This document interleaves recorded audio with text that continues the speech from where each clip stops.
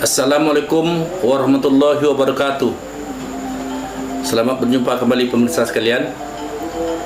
Setelah kita kemarin menjelaskan tentang keberadaan dan bukti-bukti adanya kerajaan ataupun kedatuan Sriwijaya, dan kali ini kita kembali lanjutkan, yaitu dilanjutkan dengan sejarah bukti-bukti keberadaan Sriwijaya, kemudian kaitannya dengan daerah-daerah lain, daerah di bawah naungannya. Kemudian juga akan kita tunjukkan peta, beberapa peta kuno yang merupakan peta yang sangat langka, yang selama ini disembunyikan oleh peneliti dan pendatang yang datang dari Eropa, baik itu Portugis, Spanyol, Inggris dan lain sebagainya. Sebetulnya ini adalah merupakan kunci untuk menentukan letak lokasi di mana sebetulnya kerajaan Melayu tua itu berada. Baiklah, kita lanjutkan.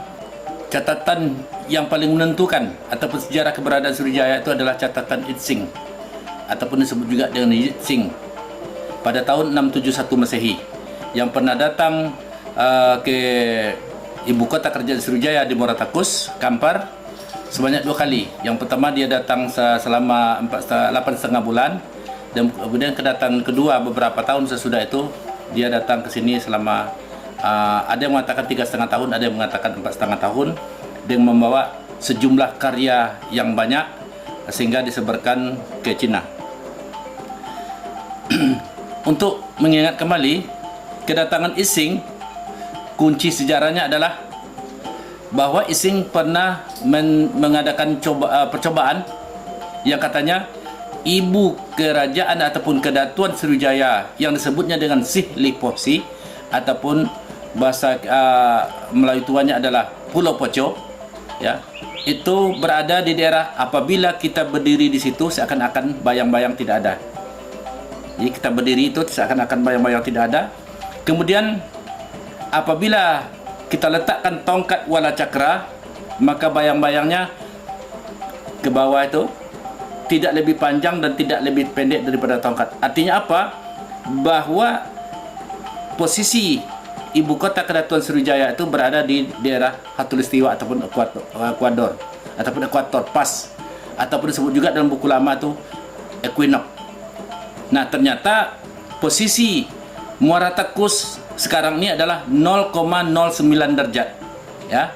Ini pun sesudah dia bergeser, karena ada pergeseran karena berkali-kali gempa di Nusantara ini.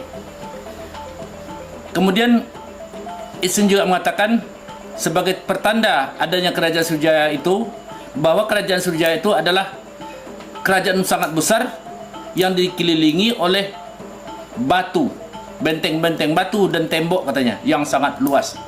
Dan sampai sekarang ternyata di komplek Muaratakus, situs Muaratakus tadi, sampai ke hulu sungainya dan ke hilir sungainya memang dipagari oleh tembok-tembok tanah.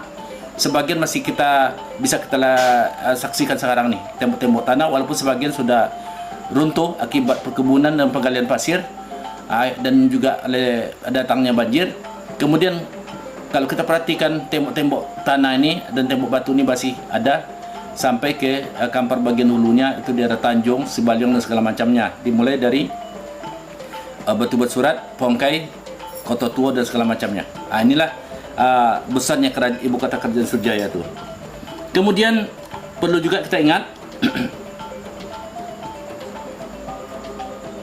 bahwa untuk memahami, untuk memastikan bahwa kedatuan Sriwijaya itu betul-betul ada, ini seperti yang kami jelaskan kemarin, kami singgung juga sedikit bahwa di sini masih ada peninggalannya berupa, kalau dunia internasional menyebutnya ini adalah Candi Champa, ataupun tepatnya adalah Kendi Kampar sebetulnya.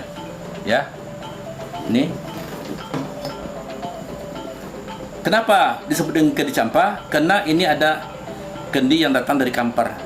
Tapi orang mengatakan Kampar sekarang sudah berubah, sudah bergeser ke Kamboja.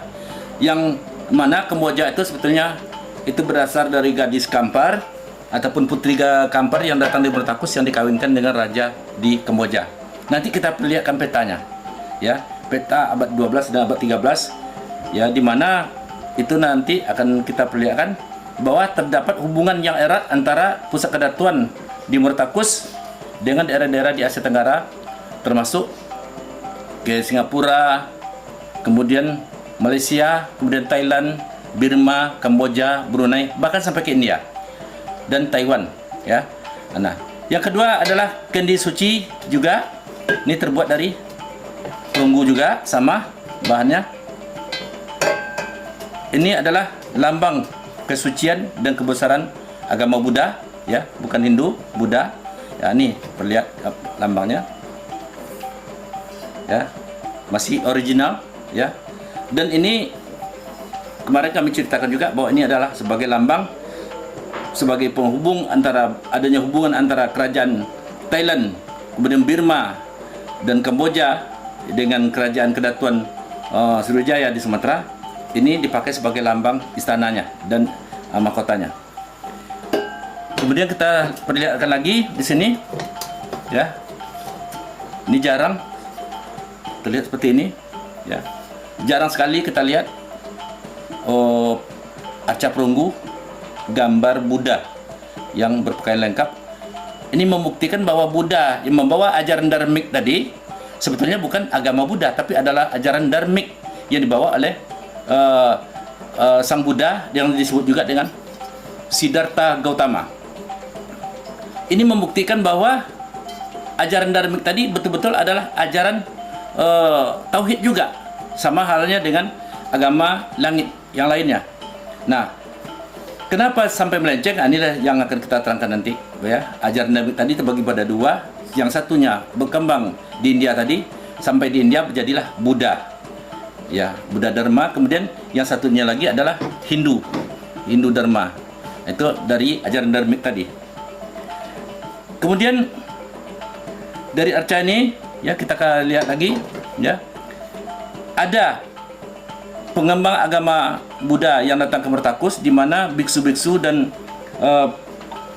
para pelajar yang datang ke Murtakus di Universitas Nandala, ada lagi mengatakan Nalanda, Nalanda di Murtakus, dan ada lagi mengatakan Universitas Dharmapala.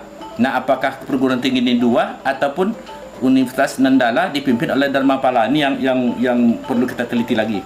Nah, di samping Siddhartha Gautama tadi, istilah internasionalnya nanti kami kaitkan bahwa nama tadi ada kaitannya dengan nama Melayu Tua Kampar. Ada lagi gurunya yang lainnya, namanya itu Swarnadwipa.